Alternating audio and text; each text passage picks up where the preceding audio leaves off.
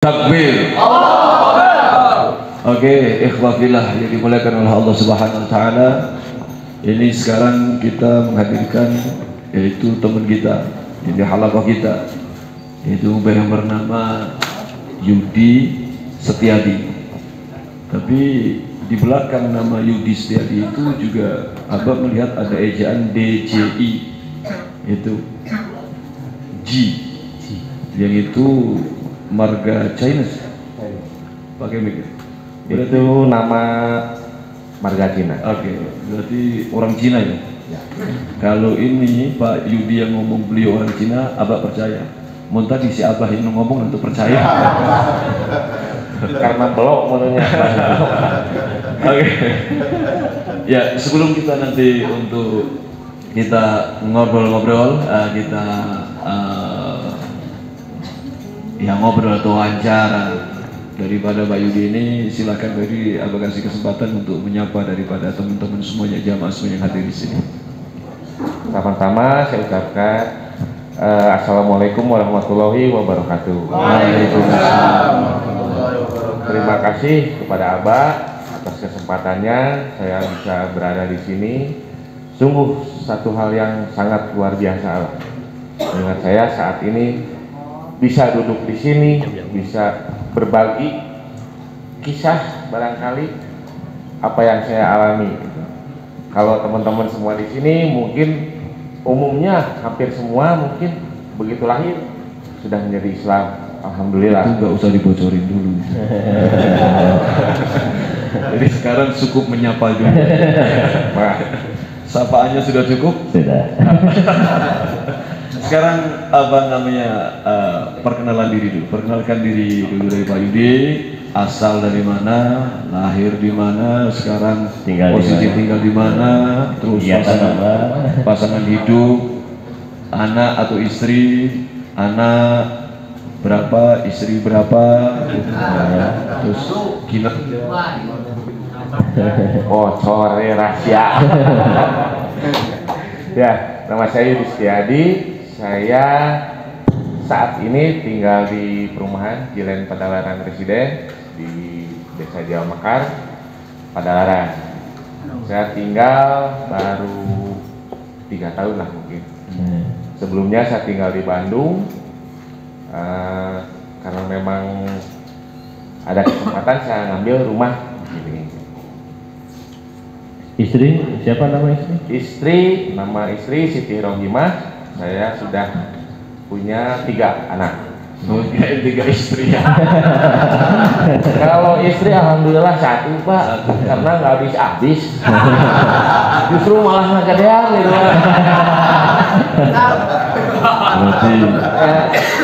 Berarti enggak, ini Pak Yudi itu termasuk aliran tauhid. 1 istri. Oke, kalau asli asal? Kalau orang tua saya bapak itu dari Bangka, Cina Bangka. Oh, si Ahok. Oh iya, di sini juga ada santri yang dari Bangka. Mana si Karim? Iya, barangkali masih saudara. Terus Bangka? Ya, kalau ibu asli Jawa. Ibu asli Jawa. Jawa Tengah. Ya, Jawa Tengahnya mana? Barangkali saudara apa itu? Semarang. Banyumas. Terus itu orang mana ini? Kalau kita sekeluarga anak-anaknya lahir semua di Bandung sih. Kalau lahir semua di Bandung. Saya anak kelima dari 5 bersaudara. Jadi bungsu. Saya laki-laki satu-satunya. Jadi 4 sama perempuan. Oke, itu tadi kan ada marga G. Kita berbicara marga G dulu itu. Marga G itu kok kayaknya nggak begitu familiar kita ya. Yang familiar kan apa itu? Gitu. Kalau G itu sendiri justru lebih terkenal Pak. Oh gitu. Di Samsu Pak.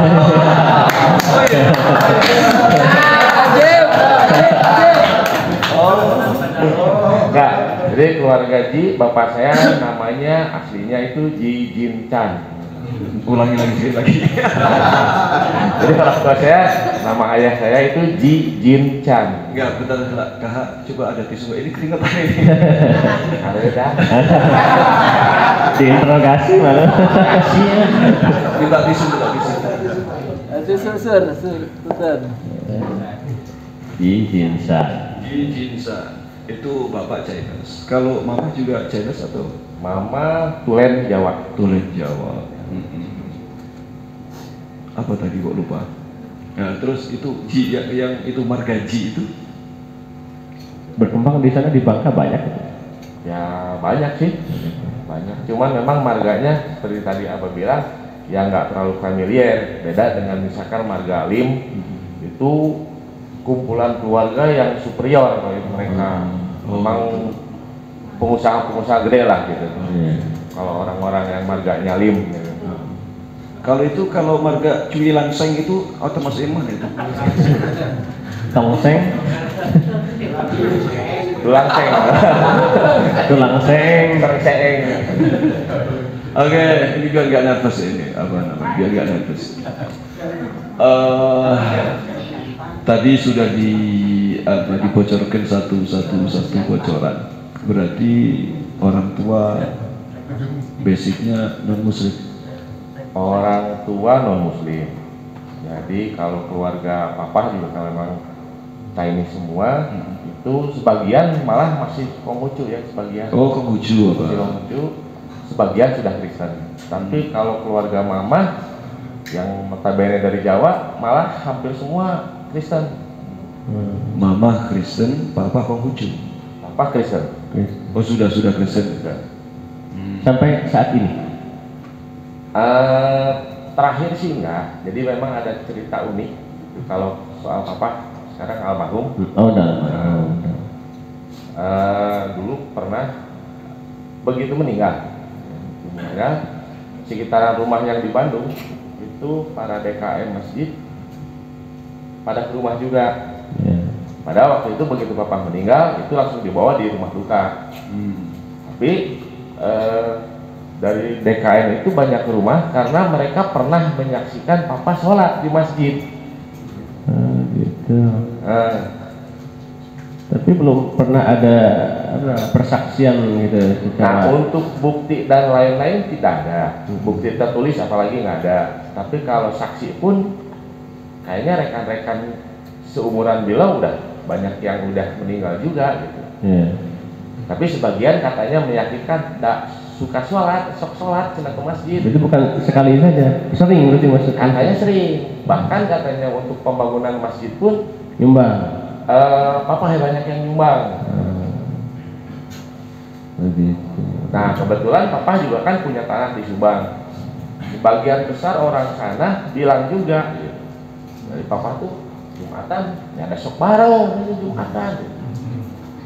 Tapi mungkin sembunyi-sembunyi juga. Gitu.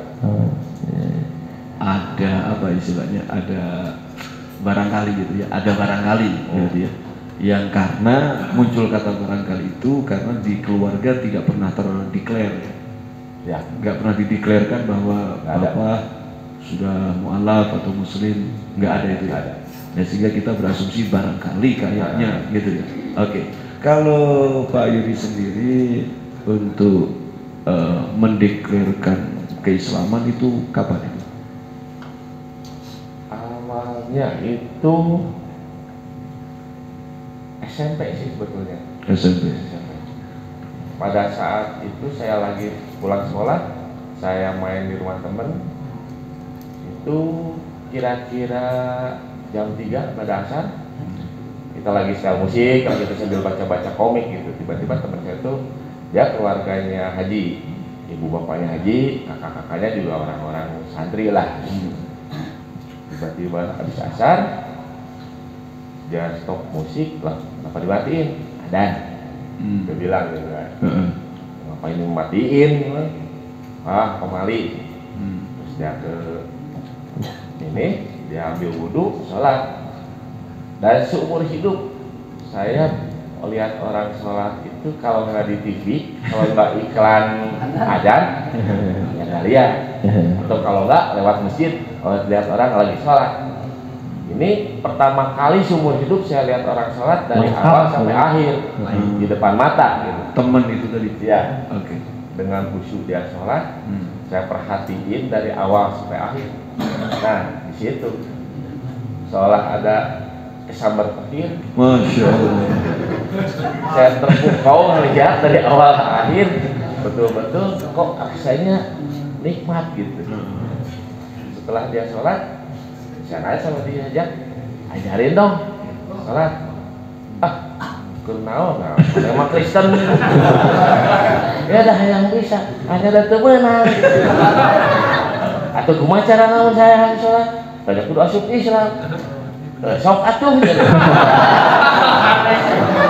Akhirnya dia kasih buku, ini ada buku petunjuk sholat, segala macam dia punya. Sok bawa baca di rumah. Saya di situ buka. Dari situ buka, oh ternyata di sini caranya baca syahadat begini. Saya baca di situ. Itu pada itu waktu kelas 2 SMP masalah. Saya baca, bahkan dia yang koreksi. Asyhadu alla ilaha illallah wa asyhadu an ala Muhammad anak. Malah lagi kedua ala lagi anak sampai 3 kali, akhirnya benar gitu ya. Cuman setelah itu dia mungkin nganggapnya, teman saya juga nganggapnya mungkin saya cuma main-main. Saya sendiri juga kan saat itu nggak yakin apakah itu benar-benar keluar dari hati nurani, keinginan yang benar-benar dalam keadaan 100% gitu kan. Sadar ya. Saat itu juga kan saya belum tahu gitu. Tapi mungkin ucapan lisan ini Allah mungkin udah catat gitu kan. Mungkin tercatat, meskipun setelah itu saya tetap ke gereja. Itu saya keluarga saya keluarga yang taat semua ke gereja, termasuk saya lah.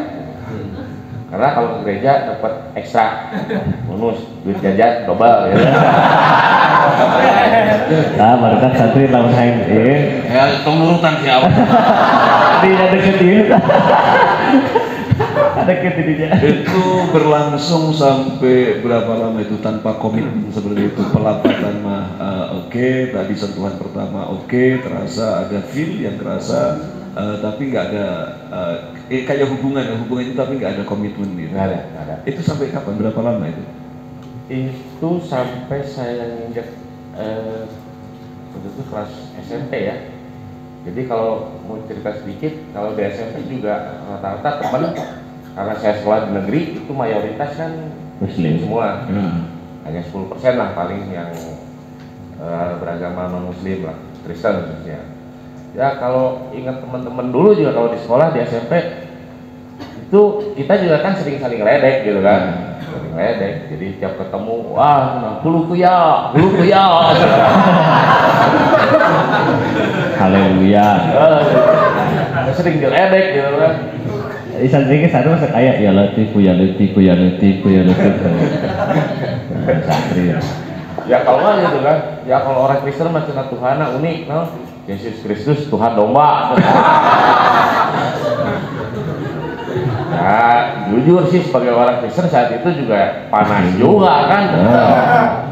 Ya akhirnya balas juga kan. Wah, daripada mana yang mengadoa kumaha gitu.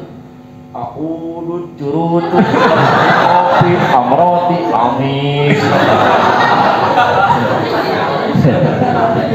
Ya kalau mau balas deh gitu. Aladin nabrak tiang listrik. Udah ya Allah. Ya alhamdulillah, tapi kita saling ledek tapi nggak saling berantem. Oke, agak potong dulu. Itu sesi-sesi itu sesi-sesi murni perekatan pertemanan itu ya. Pertemanan. Bukan, Ya sampai ribut. artinya kan guyonan itu kan. Artinya kan Pak Yudi itu kan dua, satu Chinese, yang kedua Nasrani, minoritas gitu ya. Sudah minoritas, Cina juga gitu. Itu nggak dapat dinilai diskriminasi dari teman-teman nggak? Kalau pergaulan sehari-hari enggak sih. Enggak, kita kumpul bareng, main-main bareng-bareng sama. Ya bahkan kalau temen yang dekat-dekat mayoritas ya semua orang-orang Muslim sih. Oke. Kalau di sekolah, kalau di lingkungan rumah sama sekali kan. Oke. Terus itu next tadi setelah tanpa komitmen itu sampai gimana tadi? Setelah itu ledek-ledekan itu. Jadi itu SMP, masa SMP, saya lulus SMP, masuk STM, karena kalau di keluarga saya cuman saya doang sih yang nggak nginjak kuliah. Jadi kalau saudara-saudara saya semua, kalau mereka orang-orang pintar lah, justru saya malah nggak tahu kenapa. Mungkin karena nggak pinter. jadi jadi itu komitmen ke jadi muslim itu, bersyahadat itu di STM itu apa? Enggak. Masih jauh. Masih jauh. Masih jauh. Jadi saya tetap jalanin sebagai orang Kristen, begitu ke STM itu mulai pergaulan udah mulai melenceng. Jadi karena memang di STM itu teman-temannya laki semua. Kalau di rumah juga kita tinggal di lingkungan di jalan daerah Sukajadi, itu daerah kumuh lah. Jadi kalau bahasanya Pak Heru mah negara beling lah gitu.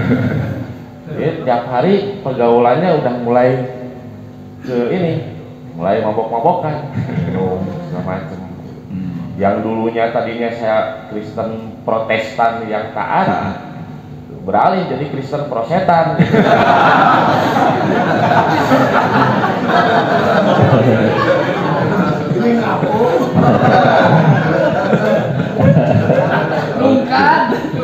Itu selama STM melakoni sesi sebagai Kristen prosetan itu. Bahkan sempat karena kenakalan remaja mungkin boleh dibilang juga lebih. Jadi pernah saya pun sampai ke menjarah kios waktu itu. Akhirnya ketahuan dan sempat ditahan juga sampai 3 hari. Ya cuman waktu itu masih status pelajar, jadi saya dilepasin lagi. Alhamdulillah. 3 hari lumayan, nginep di hotel bintang 7. Abang mau itu dulu, mau di sisi sebelum kita bias ke kemana-mana, abang mau di sisi dulu itu komitmen untuk menentukan genderang saya masuk gerbang untuk menyatakan keislaman yang disebut mu'alaf itu kapan, dan hal yang mensupport melatar belakang ini apa, atau cukup dengan kejadian yang waktu lihat teman sholat yang waktu SMP, atau ada hal pemicu lain? Kehidupan berlanjut, terus saya kerja dan segala macam, akhirnya saya ketemu cewek. Ya mungkin di situ saya ketemu cewek, kenal, saya suka. Ya, ternyata muslim. Ya, dari keluarga muslim. Ya kalau boleh dibilang saya masuk Islam secara sah, disaksikan dengan banyak orang, juga dituangkan dalam akte gitu kan, secara sah secara kenegaraan, itu pada saat mau nikah sih sebetulnya. Jadi ya kalau boleh dibilang saya jadi muslim karena perempuan, ya kajun gitu. Itu perempuan nomor berapa itu yang memotivasi untuk jadi muslim itu? Upami kabogoh mah ka-11.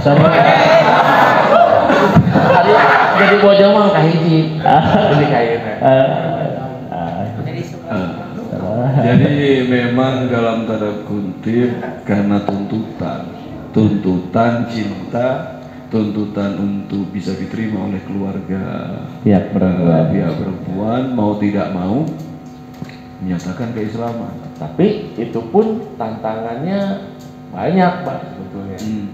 Banyaknya begini, ketika saya pacaran, istri juga dari kalangan orang tuanya tuh dari Tasik ya. Tasik itu yang kita tahu kan kota santri. Kota santri lah gitu. Jadi istri saya juga waktu itu nggak mau pacaran lama-lama. Kalau memang mau serius, sok nanya ke orang tua gitu. Nah, saya kalau buat ngomong ke orang tua saya sendiri aja udah bingung gitu. Karena saya KTP kan Kristen, orang tua Kristen, minta dilamar ke keluarga muslim. Nah, saya bingung gitu kan, apakah orang tua bisa menerima? Begitu saya minta, apakah saya langsung digampar gitu. Akhirnya ya hidayah mungkin datang ya untuk sekian kalinya, dan kita percaya Allah maha membolak-balikan hati seseorang. Begitu saya bicara sama orang tua, alhamdulillah tidak ada sama sekali penolakan. Allahu Akbar. Ya, maksudnya takbir. Maksudnya tidak ada penolakan itu. Tidak ada protes lah dari Iya, orang tua. tidak ada protes untuk nikah dengan wanita muslimah. Ya. Bukan istilahnya untuk pindah agama, kan? Belum, waktu itu kan saya belum sampai menyampaikan itu belum. Baru untuk istilahnya agreement, persetujuan untuk nikah dengan muslimah. Disetujui. Nah, terus istilahnya pihak ini perempuannya dan pihak orang tuanya kok bisa gitu ya? Ini si cewek yang sekarang menjadi istri kok bisa menentukan hubungan dengan you yang notabene Chinese Nasrani, dia kan muslimah. Apa kasih aku bebas? Apa kemarin mesti kubatur gitu.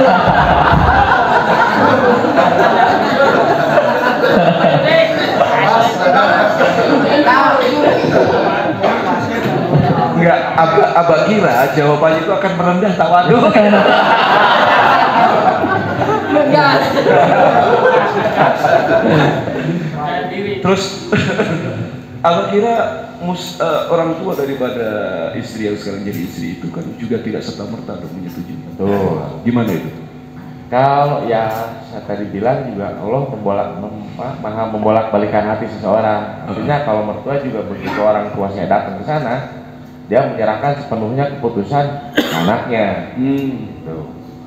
Nah saya begitu pulang orang tua juga kan nanya, itu kan keluarga muslim, terus kedepannya kamu nikah mau gimana? Itu pasti ditanya. Pasti. Saat itu karena memang saya juga udah ngerasa saya udah ucap syahadat.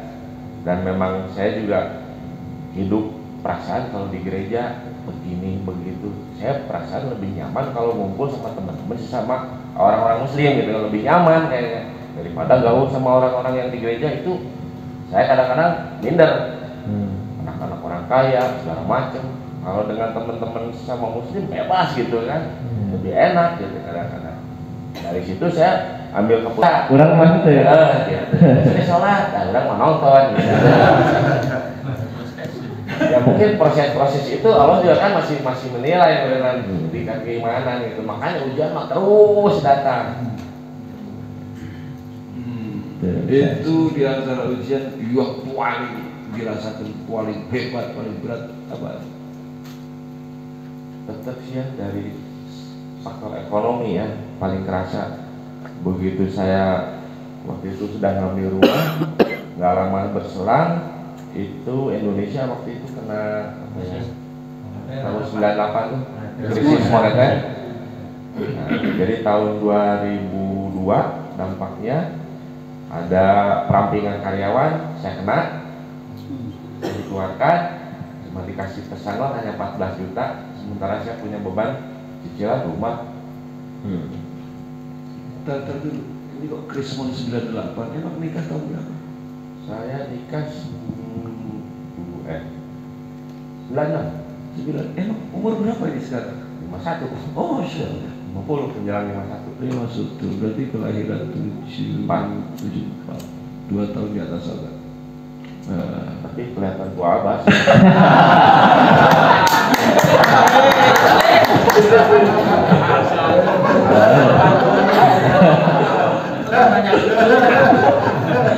Oke. Kasih artinya. Itu sampai dihimpit begitu berbagai ujian, cobaan, alhamdulillah masih bertahan di dalam keislaman. Itu sedikit ada mendapati normalisasi daripada ujian itu mulai setelah sekian berapa lama itu? Lama juga Pak sebetulnya. Waktu itu setelah saya berhenti kerja itu saya jadi ngojek.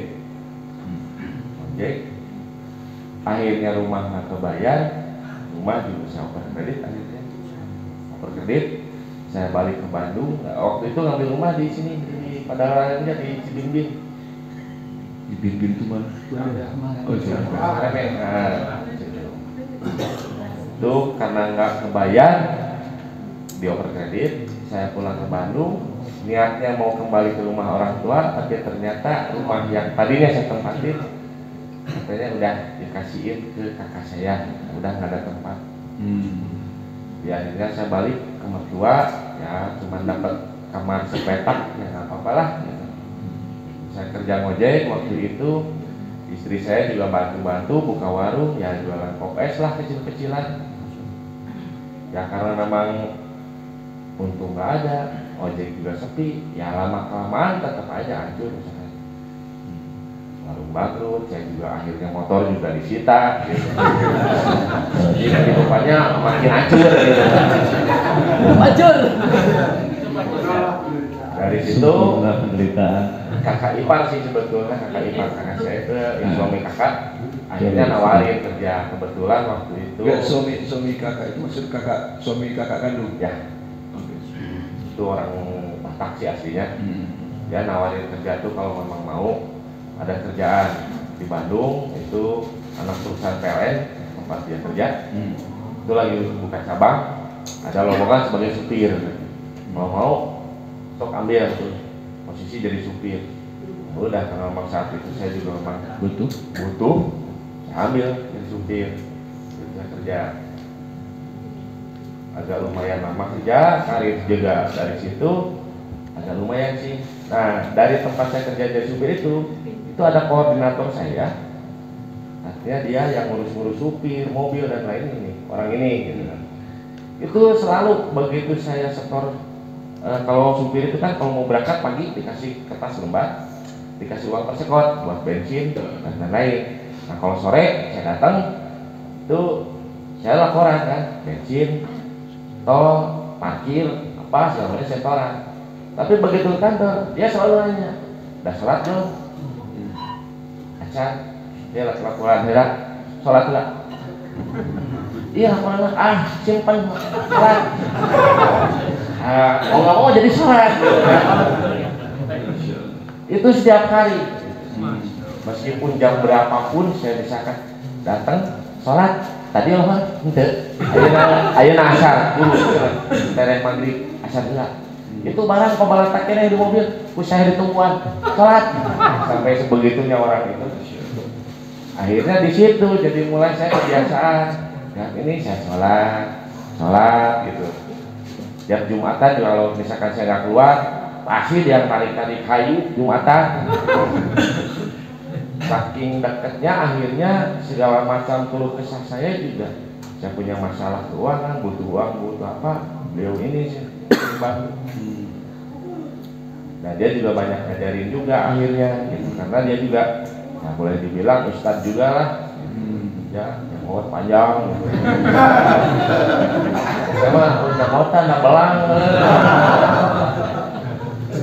Jadi karena orang ini juga sih sebetulnya faktor saya sekarang sampai saat ini karena memang pengaruh besar orang ini.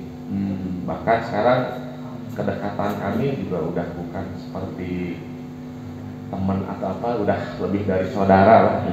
Dia yang banyak bimbing saya, bimbing keluarga saya segala macam, dari tata cara sholat sampai ngajarin puasa segala macam dia ngajarin. Alhamdulillah. Jadi memang sepertinya Allah juga nunjukin, kerja dulu di sini, ketemu ini, nah itu baru. Berarti sampai ketemu normal untuk wilayah ekonomi. Dari situ pelan-pelan karir saya juga mulai naik.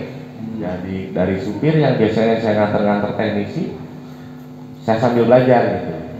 Saya belajar dari teknisi, lama-lama saya juga diangkat jadi teknisi. Dari situ juga ada posisi marketing kosong waktu itu, karena mungkin dinilai oh ini penampilannya lumayan, hanya ditarik jadi marketing. Dari situ agak banyak marketing. Nah nggak ada sampai di situ, ujian tetap datang lagi. Ujian apa gitu? Jadi waktu itu kontrak marketing tiba-tiba ada pergantian direksi, itu berubah keputusannya. Jadi setiap yang marketing, sales segala macam, standar gajinya sekian, minimal harus S1. Wah, udah nggak bisa ditawar-tawar lagi. Akhirnya saya mundur kan, nggak bisa. Balik lagi jadi supir, udah nggak bisa. Balik teknisi nggak bisa gitu kan, karena sudah terisi yang lain gitu. Sementara syarat kalau lanjut jadi marketing di sales harus S1. Akhirnya ya mundur. Keluar dari perusahaan itu akhirnya. Luar akhirnya. Cari kerja lagi. Cari kerjaan lagi karena memang usia juga waktu itu kan udah sulit buat cari kerja. Waktu itu saya dengan istri juga cuma bermodalkan motor satu, kita jual. Ya udahlah, kita pindah ke Bekasi. Jualan tahu. Saya jualan tahu Bandung lah gitu. Karena dulu kalau ke Bekasi itu sering ke rumah kakak ipar, kakaknya istri. Itu tiap dikasih makan tahu, ya nggak enak gitu tahu Bekasi gitu kan. Hanya punya pikiran jualan tahu. Ternyata pemikiran gitu kan. Hasil mah jeblok. Hancur lagi usaha segala macam. Sampai akhirnya saat terakhir uang tinggal 100.000 waktu itu, rumah kontrak di Bekasi. Pada saat itu bulan Ramadan, akhirnya dengan uang sisa 100 tadi ya udahlah kita bikin es campur aja, jualin titip di tetangga sebelah, kemudian jualan kolak gitu kan. Buat tajil. Ya harapannya juga di situ, sudah ya laku bisa bertahan itu. Ternyata kita juga dicurangin. Jadi barang yang kita titip di sebelah kita taruh di bawah, kalau jualannya di atas. Gitu. Jadi yang laku jualan dia, jualan saya begitu sore tanya nggak ada satupun yang laku. Jadi dengan harta yang segitu-gitunya terakhir itu ludes. Malamnya saya tahajud sambil nangis sambil sujud. Ada mungkin sujud 1 jam sambil saya nangis. Udah pasrah. Udah nggak ada uang 1 rupiah pun. Udah pasrah. Udah posisi kalau di Bandung mungkin dekat orang tua. Gimana ini masih jauh, posisi jauh. Wah nangis jadi-jadinya segala macam. Besoknya saya nekat pinjam uang ke ex atasan yang di Bandung. Tolonglah pinjam 500 tadinya buat ongkos pulang. Pulang aja dulu barang-barang, biarin aja gimana nanti. 2 hari kemudian dari situ saya bisa pinjam. Besoknya secara aneh bin ajaib, apa yang saya tangiskan, saya keluhkan ke Allah, ada jawaban. Dan agak aneh juga gitu, tiba-tiba waktu di Bekasi saya ditelepon sama temen lagi di mana, di Bekasi. Kebetulan saya di Bekasi, padahal ya temen lagi kerja di Bandung kan. Ketemu di Bekasi segala macem, dia minta tolong. Ini dia dapat tender proyek, udah ditunjuk jadi pemenang, tapi ada kesalahan harga. Kalau diterusin proyeknya udah jelas rugi, kalau nggak diterusin perusahaan di blacklist karena sudah keluar SPK. Tolonglah gimana caranya? Berat saya bilang, karena memang kalau SPK udah keluar udah nggak bisa dirubah-rubah. Ya kalau dikerjain tapi kan rugi, ya udahlah. Saya coba aja, yuk. Begitu saya bantu rapat 2 kali, akhirnya disetujui, pekerjaan dilanjut, kontrak berlanjut, tidak dialihkan ke perusahaan lain, tapi angka bisa dirubah. Mulai di situ ada pencerahan sedikit. Begitu jawaban, saya jungkir balik, nangis gitu. Allah mungkin dengar, dikasih jawaban di situ. Akhirnya proyek dapat. Saya juga ikut kerja selama 3 bulan lah saya ngerjain proyek. Dari situ udah punya cukup bekal. Akhirnya kita putuskan pulang ke Bandung. Dari Bandung kita balik juga ya ikut di rumah mertua sementara di Bandung. Sambil saya kerja juga serabutan waktu itu.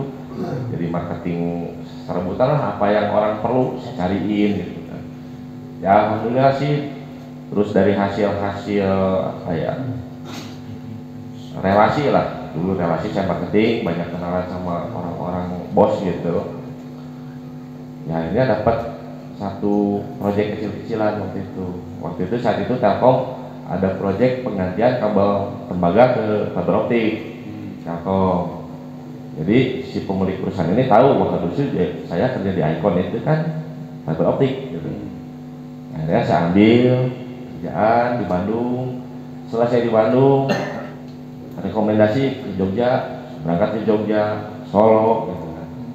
Lalu di sana saya pulang ke Bandung, alhamdulillah lagi manajer yang Icon Place yang tempat saya jadi supir itu telepon, gak ada waktu nggak? Sok ngobrol, gitu, ngobrol. Dengar-dengar karena kemarin ngerjain Telkom, ya ini ada proyek kerjain, ada borongan 135 alfa pengen koneksi kerjain segala macam. Nah dari situ usaha alhamdulillah berjalan sampai sekarang, bahkan sekarang sudah terbentuk PT loh, meskipun udah 3 kali gonta-ganti PT, dan PT yang sekarang ini dari 2017 sampai sekarang sudah berjalan. Maksudnya PT itu PT Bayudi? Ya, alhamdulillah sampai sekarang saya punya PT sendiri. Saya posisi sebagai direktur utama.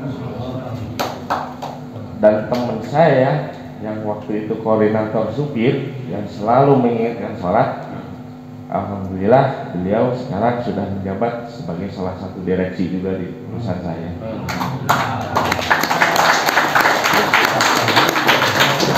Tapi jujur ujian itu nggak sampai situ, Pak.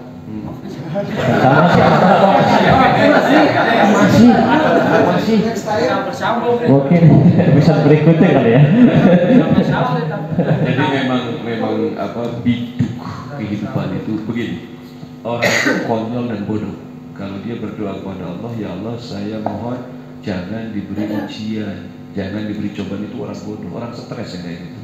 Ya, karena ujian cobaan itu stop kalau kita sudah bisa melewati siratal mustaqim. Kalau kita belum melewati siratal mustaqim, maka disitulah diuji dan diuji terus oleh Allah SWT. Bahkan mati itu sendiri ujian. Kita kira setelah mati selesai, ternyata ketemu muka nakir. Jawabannya cukup gupron. Nggak usah ditiru itu. Kita masih diuji oleh muka nakir. Setelah muka nakir kita lulus uji pun masih diuji dengan kasus mahsyar nanti. Mahsyar selesai, bukan selesai, diuji lagi dengan mizan, dengan hisab, sampai endingnya siratal mustaqim. Kalau sudah lewat siratal mustaqim juga belum selesai, masih diuji, mau kepleset cemplung neraka jahanam, masih diuji. Kalau sudah selesai lewat siratal mustaqim, baru selesai ujian. Itu memang tempatnya tempat ujian. Tapi memang ujian apa lagi itu tadi? Jadi selama beberapa tahun usaha jalan itu pada bulan Oktober tahun kemarin 2023 ada kebijakan atau apapun itu pekerjaan saya itu tiba-tiba stuck gitu kan, pembayarannya. Pekerjaan terus-terusan datang sementara pembayaran macet. Itu dari Oktober, November, Desember, Januari, Februari, Maret, Ramadan, itu 6 bulan itu benar-benar saya nggak terima pembayaran. Sementara setiap bulan saya harus gaji karyawan, saya harus bayar sewa kantor, bayar listrik, bayar operasional dan lain-lain tetap. Sampai selama kurun waktu itu saya jual mobil sampai 3 unit, mobil operasional 3, motor 2, itu buat nutupin itu, bayar gaji ini, bayar itu, bayar ini segala macam. Ya kalau enggak mungkin usaha saya bisa hancur gitu. Saya bertahan hidup lah gitu, saya jual mobil 3 segala macam. Nah, mungkin Abah juga kan penasaran waktu saya berhenti pingpong, udah ketemu lama gitu kan. Sudah tidak sanggup pingpong lagi. Sampai sebegitunya, karena memang udah kalut, betul-betul udah kalut. Kalau saya nggak berjuang benar-benar fokus, itu bisa hancur semua yang saya bangun dari nol, hancur semua. Bertahanlah apa aja, jual semua yang ada. Saya ingat bahkan waktu bulan Ramadan puasa, alhamdulillah sih kalau THR anak buah semua terbayar dengan kekurangan masing-masing 1 juta. THR jumlah karyawan saya 24, masing-masing kurang 1 juta. Ya untungnya para pegawai semua bisa menerima lah. Cuman sampai sekarang alhamdulillah saya udah bisa bayarkan meskipun nyicil tiga orang nyicil per minggu gitu. Nah bayarkan. Nah dengan kemarin begitu bulan setelah Idul Fitri itu bulan Mei ya. Mei ya. Itu mulai ada masuk pembayaran dikit. Nah begitu ada masuk pembayaran, nah mungkin di situ Pak, ada alhamdulillah berarti udah ada masuk pembayaran, makanya bisa pingpong lagi. Cair, otaknya cair. Ada cair Pak. Nah dari pingpong tadi sekali dua kali pingpong akhirnya pengen ikut nih pengajian. Awalnya mungkin malu. Aku pingpong nadaek di PPKI hari ngaji napung. Itu cina Pak Heru.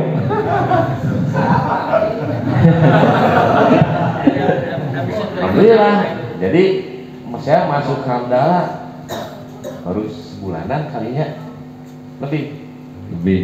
Ya, itu inspirasi dari mana itu? Nggak dari siapa-siapa sih, paling dari grup aja sih, teman-teman ngelihat di grup, aduh pada ngumpul gitu. Bro sama Mang Udin juga. Ayo di luar sini. Mung era ada pembaturan pingpong hungkul gitu.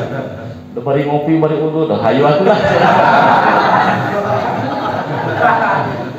Hari gitu mah gitu. Ini sih kita ngaji, da urang bengong misalkan satu huruf hijayah pun da urang mah teu ngarti teu bisa gitu. Oke. Ya udah. Akhirnya ya sampai saya ikut mencoba aktif. Alhamdulillah sampai sekarang akhirnya bisa bicara di sini.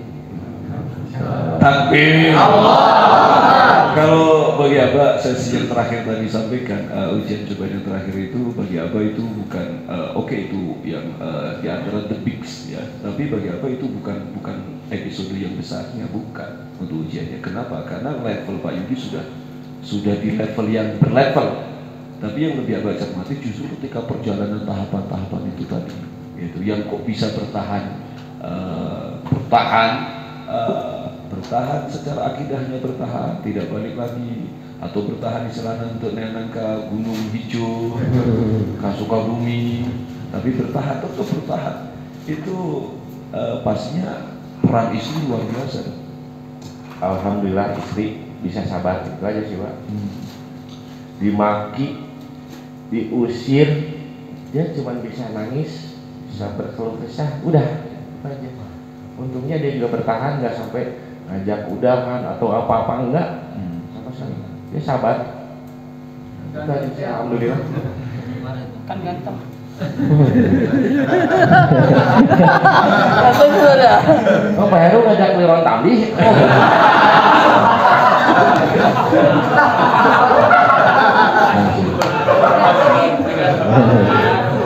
Jadi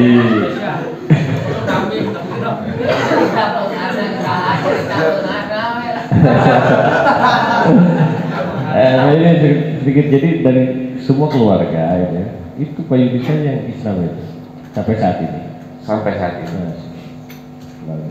Oke, di balik mu'alaf laki-laki, suami yang kuat, ada istri yang Hebat. luar biasa sabar dan tangguhnya ya. Begitu ya. Ya. Oke. Terus itu sama papa, mama, bahkan papa sampai sudah meninggal, itu mulai terjalin komunikasi yang baik. Ya sedikit ada keharmonisan lah gitu. Itu terbina atau sudah dari kapan terbina itu? Ya itu terbina, tapi mungkin prosesnya agak lama juga. Ketika punya anak, orang tua saya agak berkurang, strengthnya berkurang, agak luluh juga, karena ngeliat cucu gitu. Yang kedua, begitu ngeliat kondisi saya morat-marit, ya mungkin kalau rasa haru pasti ada, yang namanya orang tua sedih ada. Tapi kalau buat bantuin kayaknya raja tega gitu. Apalagi kakak gitu. Berarti sekarang ini sudah relatif cair sama saat ini. Alhamdulillah malah saya yang menyokong kehidupan mama. Masya Allah. Dari 4 kakak saya tadi, saya cerita juga dikit. Itu yang paling besar itu dia lulusan dari Universitas sekolah tinggi bahasa asing. Dia kerja di Yayasan SMP SMA Kristen Trimulya. Yang paling gede. Kakak yang kedua itu lulusan dari akademi sekretarisnya ini sekolah Kristen juga.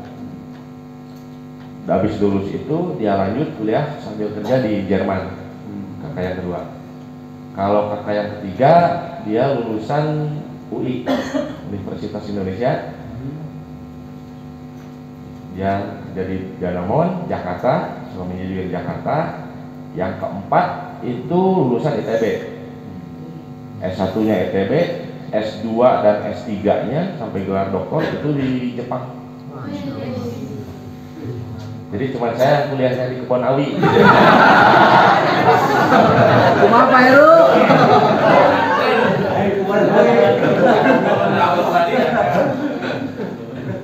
Biasa sami. Saya batur, Pak Heru, saya batur. Kuliah di Jepang. Oke, secara perlahan lambat laun, alhamdulillah ada cairlah sama orang tua, ya tidak seperti star waktu itu ya, yaitu ya mau bagaimanapun tetap hubungan darah itu Pasti ada. ada. Dan alhamdulillahnya pernah waktu itu semasa papa masih hidup, itu waktu itu Idul Fitri, saya keluar dari rumah, saya mau menuju lapangan, mau sholat id, tiba-tiba papa keluar rumah, nanya, kemana? Sholat id di mana? Di Bio Farma, pasti ya, di Bio Farma. Milu, kaget sih, ya hayu rek milu, dan ikut sholat id. Itu 2 tahun berturut-turut. Meskipun setelah itu pulang dari sholat id, wah saya dijebian pengaran inung, wah sangka saya rumah mawak loh ya. Keismuan si bapak. Wah dijebian saya. Tapi emang nggak pernah nanya ke papa itu. Enggak, saya waktu itu juga nggak nanya statusnya gimana, enggak, karena papa itu orangnya tertutup, tapi nya galak oke gitu. Kayaknya biarin ya udah. Oke, sekarang dari perjalanan yang sudah terlampaui, paling tidak ada ungkapan pesan yaitu alhamdulillah. Alhamdulillah, walhamdulillah, tsumma alhamdulillah. Alhamdulillah, kemudian alhamdulillah dan selalu alhamdulillah. Ya kita semuanya barangkali kalau di dunia majelis kita orang yang katakanlah baru ya, tapi nuansa kita tidak berasa orang yang baru kenal, insya Allah ya. Ya ini harapan kami semuanya, Pak Yudi bisa menapaki keistiqomahannya. Amin. Bisa tetap konsisten sekarang masuk di dunia majelis. Berarti ada ada variabel yang bertambah. Kalau kemarin masuk di dalam dunia keislaman, sekarang sudah masuk dalam dunia kemajelisan. Yang barangkali dari dunia majelis ini yaitu bisa merambah pertemanan dengan teman-teman pesantren, teman santri. Nah, ini kan insya Allah akan jadi nuansa yang tersendiri. Barangkali itu harapan dari Abah secara pribadi, juga harapan dari kita semuanya insya Allah gitu ya. Kita berharap pertemuan kita itu abadi. Ya, tidak cuma pertemuan dan pertemanan yang untuk sekian lama saja, tapi juga nanti sampai di mahsyar. Amin. Berarti Pak Yudi, kita itu ketemu di majelis pingpong ya? Awalnya ketemu Abah tuh saya di Cucur. Jujur. Itu pertama ketemu Abah. Pertama main sama Abah. Yang kalah siapa? Apa?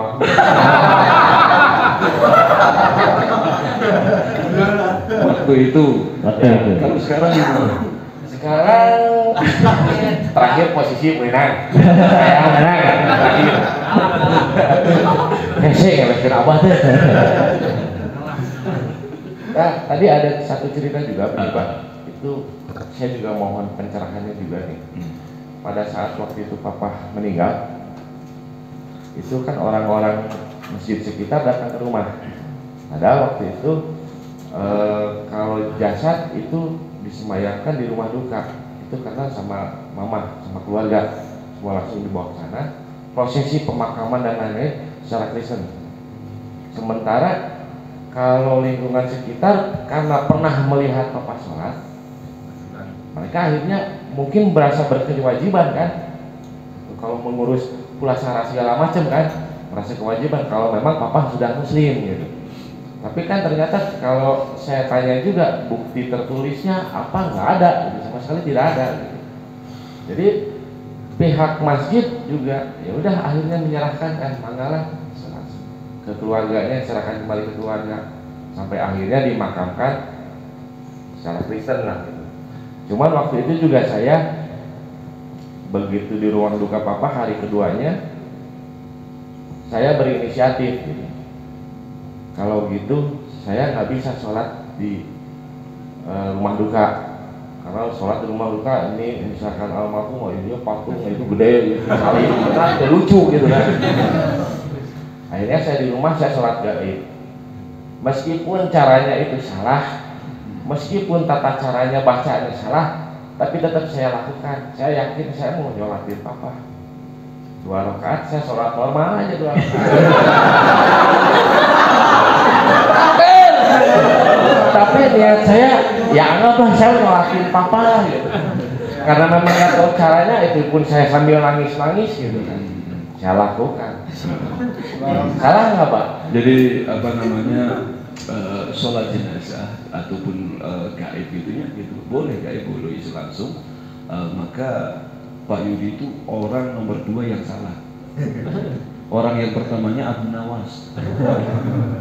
Abu Nawas juga gitu, sholat jenazah mertuanya meninggal disolati pakai rukuk, pakai sujud gitu. Ketika ditanya Abu Nawas, kenapa kamu sholatnya gitu? Ini mertuaku banyak dosanya.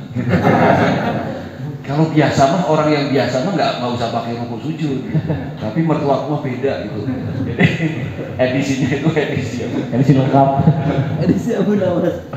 Versi Abu ya, Nawas. kalau secara fisiknya tentunya salah, itu ya, praktikalnya salah, itu ya, praktikalnya salah. Tapi itu sudah terjadi ya, sudah berlangsung. Nah sehingga menurut hemat apa gitu, terkait dengan masalah papa khususnya, karena itu satu status dan kondisinya kan tidak bisa ada yang memastikan apakah muslim atau bukan muslim. Ini kan akhirnya kan susah kan dipastikan. Betul. Menurut hemat apa itu adalah hukum ketuhanan nanti yang akan berbicara, hukum ukhrawi nanti yang bisa menentukan seterusnya itu di mana. Apakah papa itu pernah mendeklarkan syahadat atau tidak, akhirnya itu hanya diketahui oleh Allah yang Maha Kuasa. Maka hukum ukhrawi nanti akan yang akan berlaku.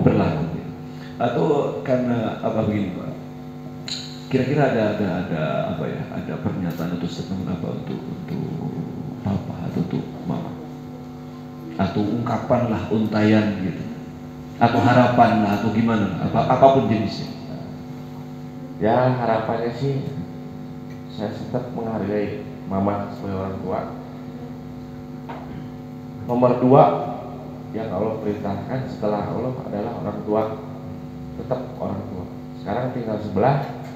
Alhamdulillah yang menyokong kehidupan mama itu sekarang saya. Jadi kakak yang paling gede sudah pensiun, yang kedua juga yang dari Jerman udah pulang ke Indonesia, kehidupannya udah merosot jauh sekarang. Berdua sekarang itu pengangguran. Yang ketiga juga sama, meskipun kuliah bagus, suaminya pensiun, udah nggak punya penghasilan. Kakak yang keempat doktor, kuliah dari Jepang, sudah almarhum, suaminya udah pindah, tinggal saya sendiri. Alhamdulillah selama ini saya ngurus mama, dan mama juga lain lah saya. Kalau dulu mungkin kalau ngumpul-ngumpul sama temennya, sama keluarga, boro-boro mau ngobrolin saya, jadi mungkin suatu aib gitu buat keluarga. Tapi sekarang alhamdulillah kebalik, beliau bisa bangga-banggain lah, alhamdulillah sampai sekarang. Ya harapannya sih, saya ingin Allah juga ngasih hidayah lah. Amin. Mama sama dengan ke saya gitu. Alhamdulillah saya sebagai orang yang terpilih juga sama Allah dapat hidayah. Ya harapannya itu. Dan yang kedua juga harapannya papa yang udah nggak ada juga, kalaupun ia benar beliau sudah masuk Islam, ya semoga Allah bisa menerima segala iman Islamnya, mengampuni segala dosanya. Oke, barangkali kita sudah sesi rada akhir ini. Kan itu tadi yang agak cermati peran istri Pak Yudi ini luar biasa, gitu kan. Biasanya kalau lihat track record perjalanan, nggak mungkin ada wacana terlintas pikiran kok istilahnya untuk mengikuti langkah Ahmad Dhani gitu, ya madu 2, madu 3 gitu ya gitu. Kayaknya jauh dan gitu. Itu karena sejarah perjalanan itu sangat mahal sekali. Ya. Juga istilahnya ada ungkapan yang bagaimana atau apa terkait dengan masalah istri? Ya, sejauh ini istri saya juga, saya punya komitmen juga lah. Selama hidup saya mungkin jatuh bangun sengsara, tapi istri setia. Dia nggak pernah kecewa, nggak pernah ngeluh, nggak pernah apa. Saya kasih apa, terima. Enggak juga, dia nggak banyak ngomel. Alhamdulillah. Sekarang apalagi dengan kondisi sekarang begini, masa sih saya tega ninggalin. Ya saya juga punya komitmen, enggak. Cukup satu aja. Yang terakhir ini boleh tepuk tangan. Oke, Insya Allah kalau nanti pada acara Kiwama, insya Allah saya ajak. Oke, siap. Masukan atau istilahnya sharing buat teman-teman atau support untuk teman-teman atau para santri, barangkali silakan. Jadi gini ya, jadi dalam pengalaman hidup itu kita benar-benar kalau kita lepas dari Allah atau misalkan kita hidup apa adanya begini, ya perasaan hambar. Jadi apa yang saya alami, naik turun segala macam, dengan saya berkeluh kesah, bahkan jujur saya sebelum jadi seperti begini, itu saya tahajud, itu saya minta sama Allah, ya Allah, saya pengen dikasih rumah. Jujur saya minta itu, karena saya sebagai kepala rumah tangga, saya wajib menafkahi istri, ngasih pakaiannya, ngasih perhiasannya, ngasih makannya, termasuk rumah. Itu udah jadi kewajiban saya minta rumah. Yang kedua, saya minta mobil sama Allah. Saya minta mobil, saya pengen mobil, pengen punya mobil. Buat apa mobil? Karena anak-anak saya udah gede, cukup dibawa ke motor. Dan yang kedua, memang saya tugasnya sering keluar kota, saya butuh kendaraan buat cari nafkah, karena nafkah itu kan cari nafkah wajib, yang minta dibantu juga akhirnya gitu. Yang ketiga, saya minta dikasih rezeki yang lebih gitu. Saya minta, saya juga ungkapkan kan alasannya, kenapa saya minta rezeki lebih, supaya saya bisa nolong orang yang butuh gitu. Karena dulu saya ngerasa setiap saya butuh nggak ada orang yang mau nolong. Jadi saya minta ini sama Allah supaya saya juga bisa nolong, bisa berbagi dengan yang lain. Dan alhamdulillah tiga-tiganya dikabul, alhamdulillah. Dan bahkan saya pernah begini lucunya, saya pernah kalau dengan orang misalkan ini sholat duha buat nambah rezeki, doanya nggak bisa, saya lihat, waduh bacaan panjang sisam duha, wah saya tulis doa PS itu kan karena PS gede-gede tulisan gitu pakai bahasa Latin, surat Syam balikun duha gitu. Jadi saya sholat si pendihara balik maca di pas habis sholat pertama balikun sampai sebegitunya gitu sholat duha gitu. Tapi mungkin Allah melihat bukan caranya atau gimana, mungkin karena niat ya. Pernah sekali waktu itu saya sholat duha, besoknya ajaib mama saya datang ke rumah kasih duit 1 juta. Sholat lagi. Itu asli. Akhirnya 2 rakaat. Berarti 500.000. Kurangnya 8 rakaat, kurangnya 4 juta. Tapi Allah pasti melihatnya karena ditulis ya tadi kita usaha. Jadi ada yang underline tadi dari statement pernyataan Pak Yudi itu, Nah, ini yang perlu dicatat oleh teman-teman semuanya kalau jeli dan teliti. Nah itu satu yang Aba underline, hidup ini akan hamba, hidup ini akan kacau kalau lepas dari Allah, kalau jauh dari Allah. Ini yang ngomong bukan ustaz, bukan ajengan gitu. Mu'alaf yang disunat umur 5 tahun. Tapi apa keteguhan kelas 5A kok 5 bukan 12 tahun. 12 tahun. Keteguhan jiwanya, komitmennya yang luar biasa itu, sehingga ada satu feel, satu hal yang dirasa ternyata itu menjadi mutiara hikmah itu tadi. Jauh dari Allah pasti akan diombang-ambing kehidupannya oleh Allah. Nah, ini teman-teman semuanya, salah satu, kalaupun kita tidak bisa menangkap seluruhnya tadi yang disampaikan oleh Pak Yudi, tapi paling tidak satu hal, jangan berani-berani menjauhkan diri kita dari Allah Subhanahu wa Ta'ala.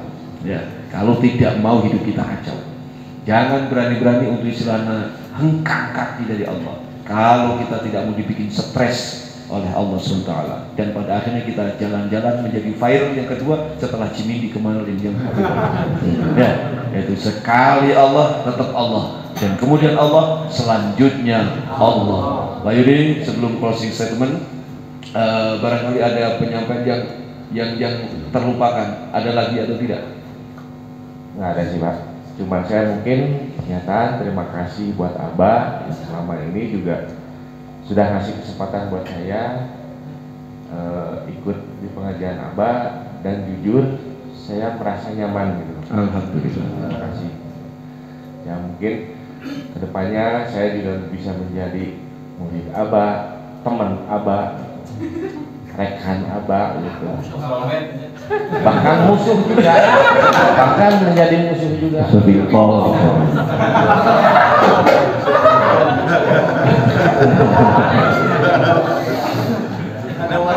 Buat rekan-rekan juga pohon bimbingannya, saya masih banyak harus belajar gitu.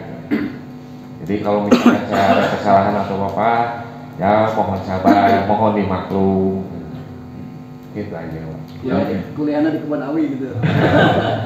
Oke, barangkali teman-teman semuanya, kita berarti sudah mewawancara Pak Yudi itu lebih dari 1 jam. Ya, lebih dari 1 jam. Insya Allah banyak hal yang kita bisa petik ya. Insya Allah banyak hal yang kita bisa petik, terutama perjalanan hidup itu, kekuatan, keteguhan. Akhirnya begini, kita nggak gampang putus ke Allah pada akhirnya. Kita nggak gampang mengutuk dan menyempatkan diri sendiri menjadi orang yang paling sial seumur hidup, enggak. Ternyata kesialan kita, terpuruknya kita ternyata tidak seterpuruk Pak Yudi. Gitu. Ternyata nasibnya sial banget gitu. Lika-likunya itu dahsyat banget. Tapi karena teguh, tapi karena kuat, pada akhirnya Allah angkat itu. Ya, makanya dalam kaidah di dalam ilmu nahwu gramatika Arab, yaitu Syalim diberikan sebuah pernyataan, idil fata hasba i'tiqadihi rufi wa kullu man lam ya'taqid lam yantafi. Jadi seseorang, terlebih pemuda, itu akan diangkat harkat martabatnya oleh Allah tergantung hal yang ditanamkan di dalam hati itu. Keyakinan, etika, keteguhan yang di dalam hati itu orang yang akan diangkat harkat martabatnya oleh Allah. Dan digariskan juga, setiap orang yang tidak memiliki etika, dia nggak mungkin dia membawa nilai manfaat dan diangkat martabatnya oleh Allah Subhanahu wa Ta'ala. Barangkali itu konklusi atau kesimpulan yang kita bisa ambil. Jadi milikilah etikat itu, terutama generasi muda, terutama kaum santri ini semuanya. Milikilah etikat itu, milikilah keteguhan itu, milikilah keyakinan itu. Karena dengan keteguhan dan keyakinan itu yang bisa membawa diri kita bermanfaat untuk semesta ini, dan membawa diri kita diangkat martabatnya oleh Allah dunia sampai akhirat. Baik, jazakallahu khairan jaza. Enggak ada yang tersampaikan lagi? Cukup. Kalau cukup, kita juga teman-teman semuanya, terima kasih semuanya. Insya Allah kita bertemu dalam episode yang lain di pagelaran Hamdalah Akbar. Demikian yang bisa kami sampaikan. Wal-'afwu minkum. Assalamualaikum warahmatullahi wabarakatuh. Waalaikumsalam.